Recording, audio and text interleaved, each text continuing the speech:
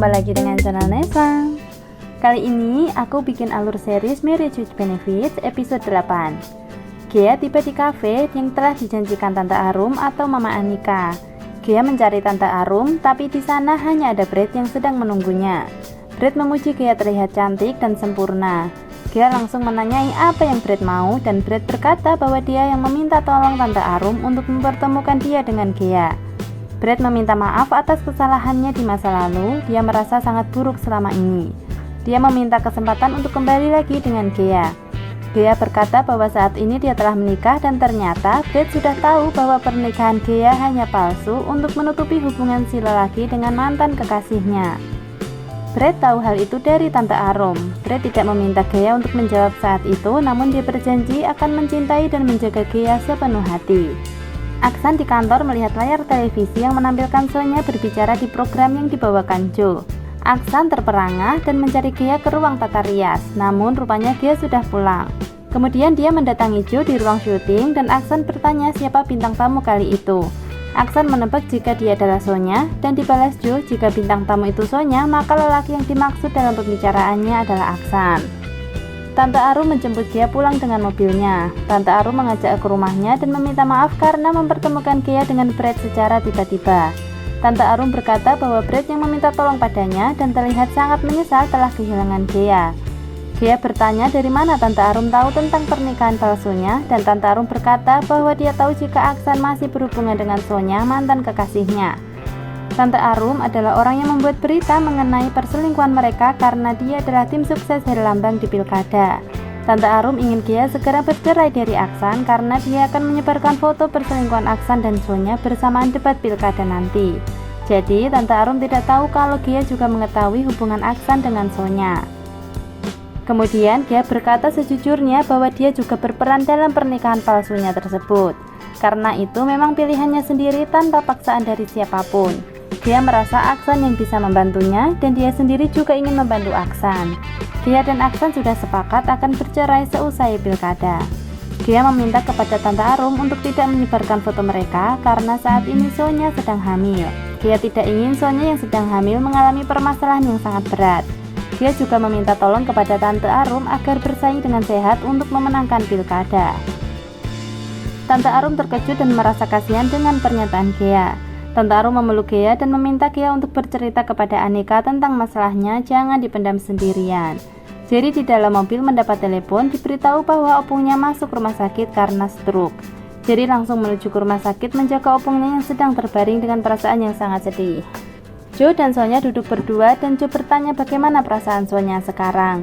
Joe juga bertanya benarkah jika yang dimaksud Sonya adalah Aksan. Joe berkata bahwa dia dulu sangat patah hati saat diputuskan Sonya, dan tak lama Sonya berpacaran dengan Aksan.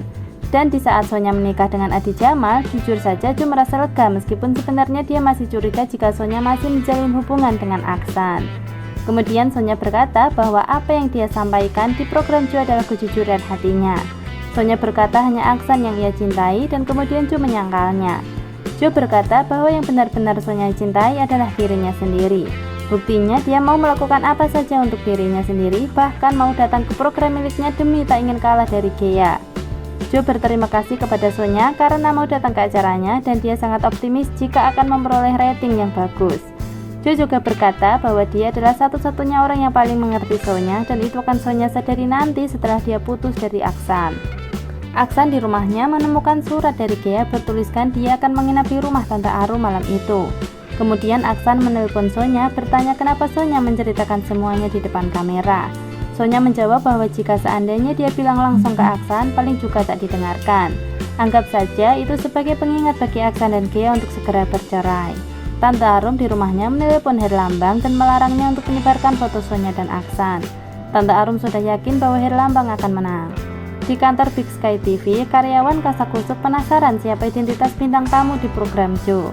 Tak terkecuali Hendra dan Rizka. Mereka mendatangi Aksan dan bertanya benarkah itu kisah Sonya dan Aksan. Aksan menanggapi dengan santai saja dan bertanya ratingnya.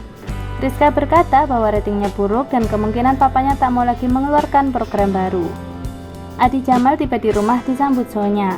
Adi menanyai Sonya kemana perginya Sonya kemarin, karena di Big Sky TV ada program baru dan ada yang bilang bahwa bintang tamunya adalah Sonya. Sonya berkata bahwa dia hanya pergi ke supermarket dan seperti hari-hari biasanya. Dia justru menyuruh suaminya untuk bertanya langsung kepada Big Sky TV dan menyarankan suaminya untuk lebih fokus kepada debat nanti. Kemudian suaminya berkata bahwa dia sangat menyayangi Sonya. Dia juga minta maaf kalau selama ini dia bukan suami yang sempurna. Kayaknya sih Adi Jamal ini penyayang banget ya sama istrinya. Mungkinkah KDRT yang Sonya ceritain itu hanyalah bualan?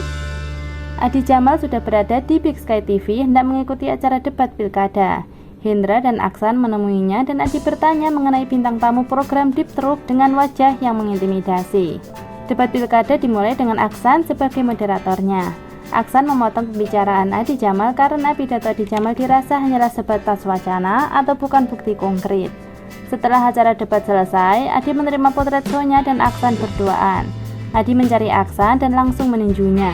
Adi berkata bahwa dia bisa menghancurkan Aksan jika dia mau, sedangkan Aksan menentangnya dan dia akan membuka tindak kekerasan yang Adi lakukan terhadap Sonya. Gea juga menonton acara debat dari rumah Tante Arum. Aksan tiba di rumahnya dan menelpon Gea. Aksan bertanya apakah Gea masih menginap di rumah Tante Arum lagi, serta menanyakan apakah Gea baik-baik saja setelah kemarin bertemu Sonya.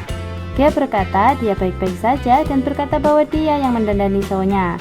Aksan tampak sangat kesepian di rumahnya tanpa Gea. Hasil quick count pilkada sudah muncul dan Herlambang lebih unggul dari Adi Jamal.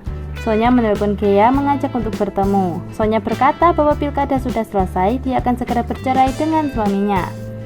Dia meminta Gea untuk segera bercerai dari Aksan. Sonya juga memberikan kartu nama seorang pengacara yang akan membantu Gea bercerai.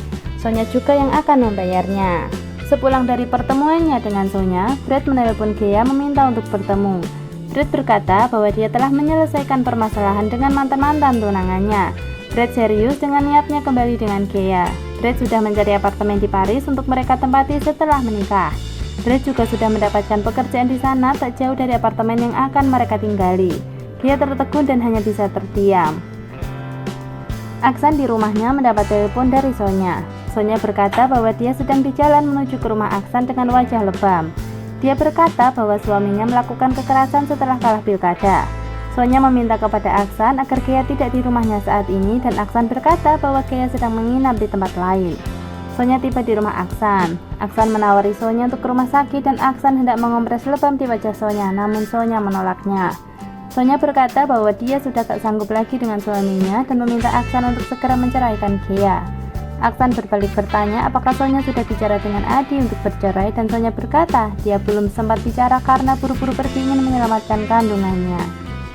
Kemudian Aksan mengambilkan baju ganti untuk Sonya. Sonya hendak memeluk Aksan dan Aksan menolaknya dengan berkata bahwa ini bukan saat yang tepat.